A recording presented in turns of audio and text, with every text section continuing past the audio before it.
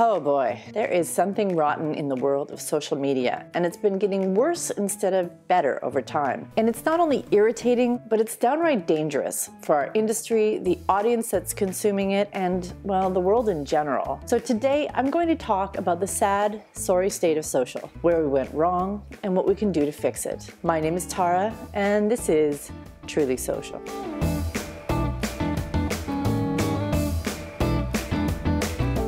At the onset of 2018, a video came out on YouTube that I will not point to or name by name, but it exemplified everything that's gone wrong with the state of social over the years. If you aren't familiar with it, there's a young guy who's already known for his really terrible behavior online, previously on Vine and now mostly on YouTube. Things like terrorizing neighbors, making fun of people who are different, and disrespecting other cultures, just to name a few of those bad behaviors. Now, I have to admit that I rarely, if ever, watch his videos. They're not my thing, and I've been turned off by what I have seen enough to steer very clear of his channels. Well, either way, he did something even more heinous than usual, and this caused all sorts of controversy, which then made people start to examine the issue behind this type of behavior, finally. Now, I haven't seen the video, and I tried to even avoid many of the follow-up analyses of this video, so I'm not going to comment on it in particular. However, I will say this. I'm afraid that this isn't going to be the worst video or human being we see rewarded on these platforms going forward if we don't stop what's happening. This is just the tip of the iceberg. Why so pessimistic, you ask? Well, as someone who has spent the last 25 years on social platforms, from the early days of niche gatherings of geeks and enthusiasts on IRC and message boards to today's saturation of social networks, I can tell you that the behavior that platforms demand and reward is exactly the behavior that the humans on them will engage in. And platforms demand and reward one thing: quantity.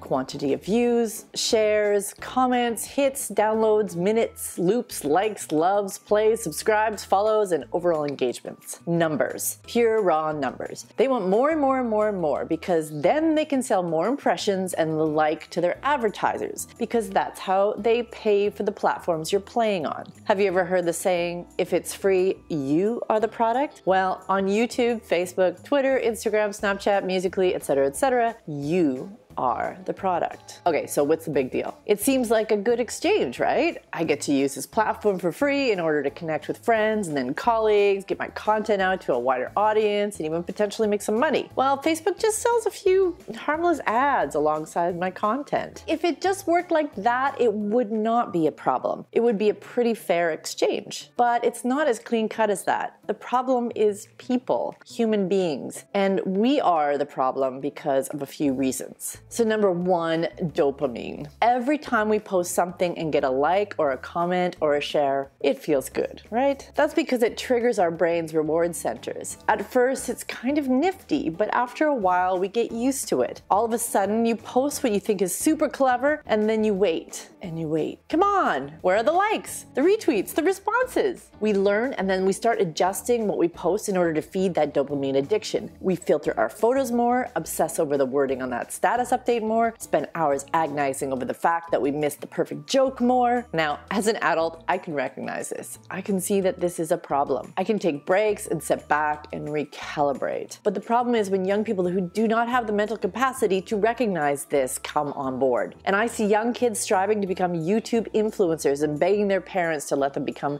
Instagram influencers all the time. And speaking of young kids, number 2 and 3 are even worse. Number 2 is desensitization.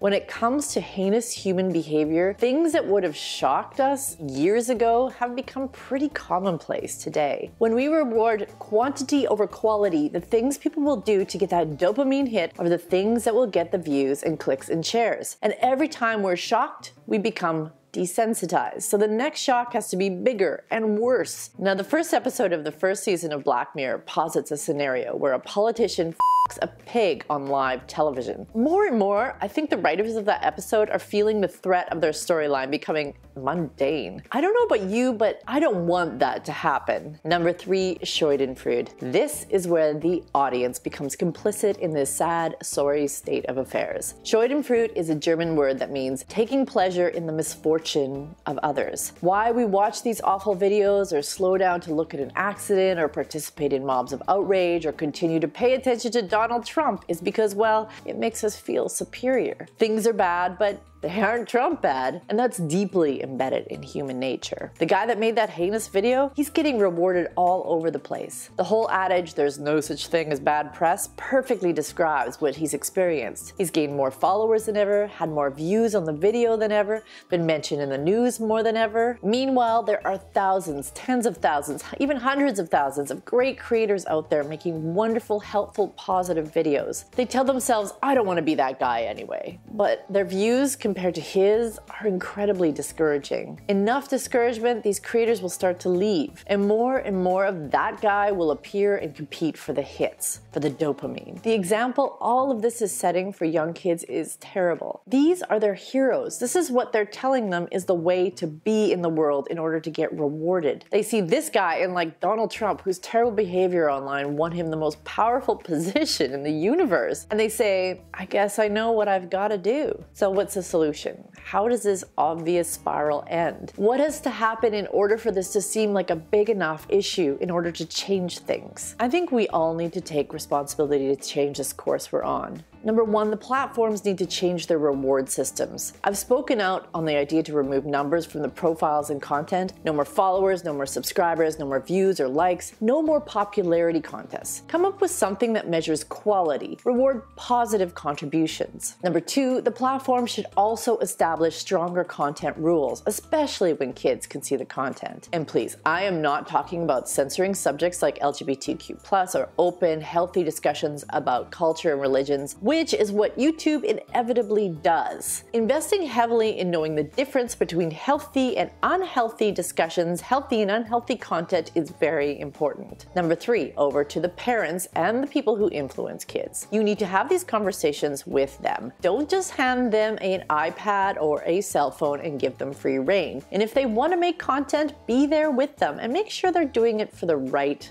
reasons. And also, this should be part of the school curriculum. Now onto the audience. This is going to be hard, but stop rewarding terrible behavior. Force yourself to pay more attention to quality stuff. Install Trump filters, avoid clickbait, report fake news, vote up the good, well-researched stuff, and for God's sakes, do not pay any more attention to those attention hounds. And finally, creators. For those of you making quality content for the right reasons, which are because you love it, because you want to connect with others like you, because you want to share your knowledge or make the world a better place, etc., etc., be encouraged. It matters. For those tempted over to the dark side, don't. And stop rewarding those that do go over. Call them out. Ask them, why is that a good thing to do? Now, there is so much more that we can do, and this is just a short-ish video, so I know that I only glossed over a lot of important stuff, but things are getting toxic and we need to turn this ship around before it takes us down, along with the next generation. My name is Tara, and this has been